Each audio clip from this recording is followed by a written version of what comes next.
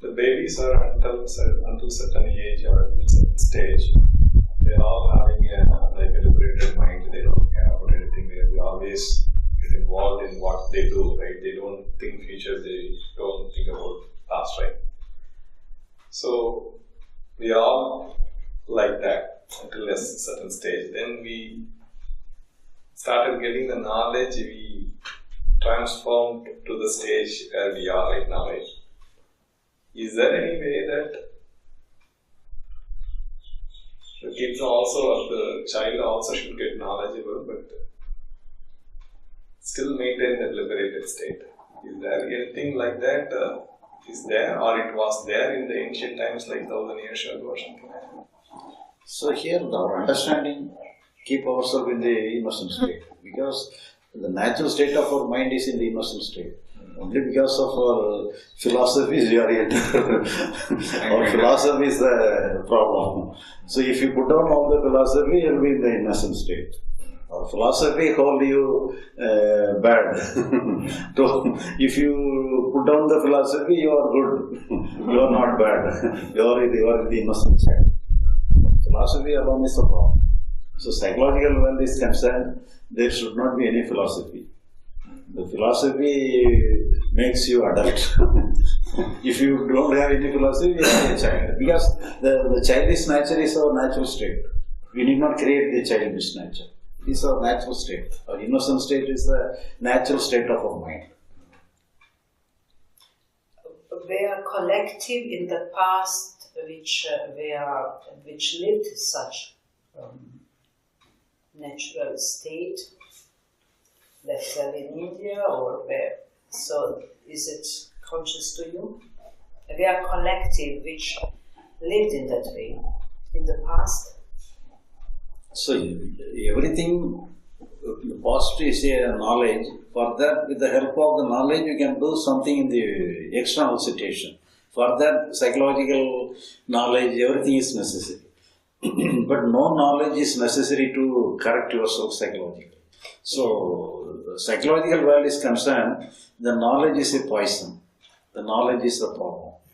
But in the external world is concerned, the knowledge is a good thing. The knowledge is without knowledge you cannot do anything. Yeah. So it takes a different shape. It's related to the external world, the knowledge is a must, and that alone is the good thing. But psychological world is concerned, the knowledge alone is the worst thing. Yes, yes. Maybe I can put the question differently. Was in the past, let's tell in India, whole collective, the time where the people lived like this naturally. Also, I mean collectively, naturally. You know what I mean? Where was no inside philosophy, but outside functioned in proper way. The external world is concerned, you may have any philosophy.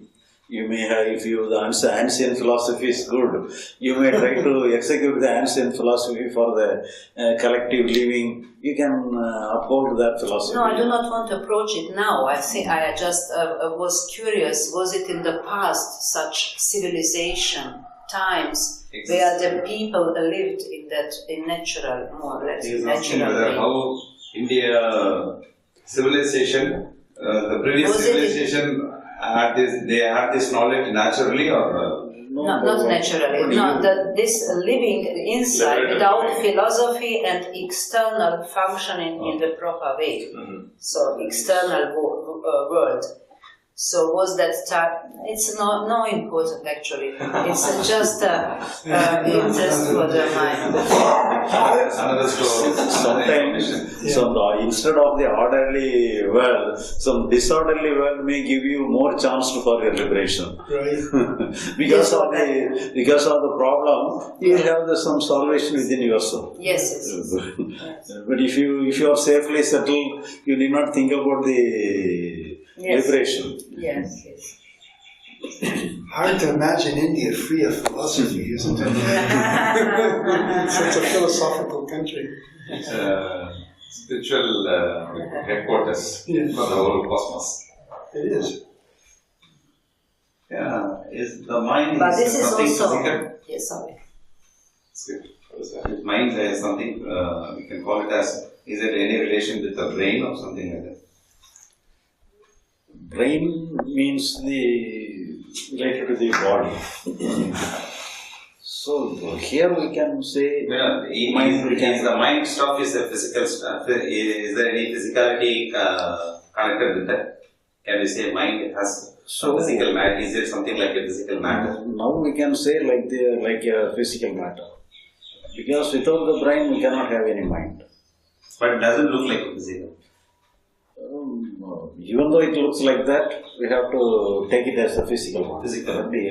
But actually, there are many people come away from the physical body and re-enter into the physical body. So for that, if you come away from the physical body, your mind is only in the astral body, not in the physical body.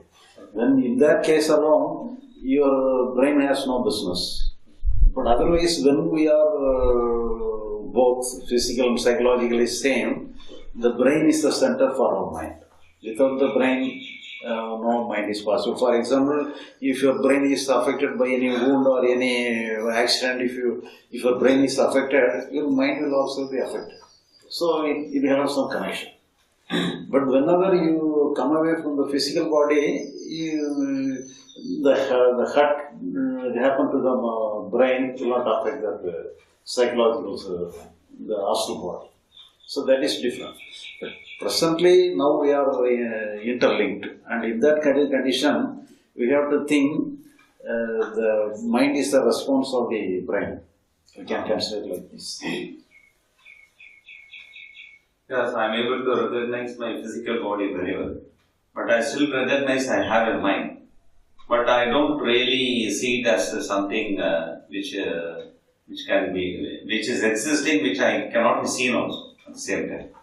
As, okay, this is the center. That's why I asked this question. Okay, it may look like that because we may think on the psychological body we have. Okay. It may Doesn't have any physicality in that. Yeah, it may think like that. We cannot think that I am the product of our brain. We cannot think like that.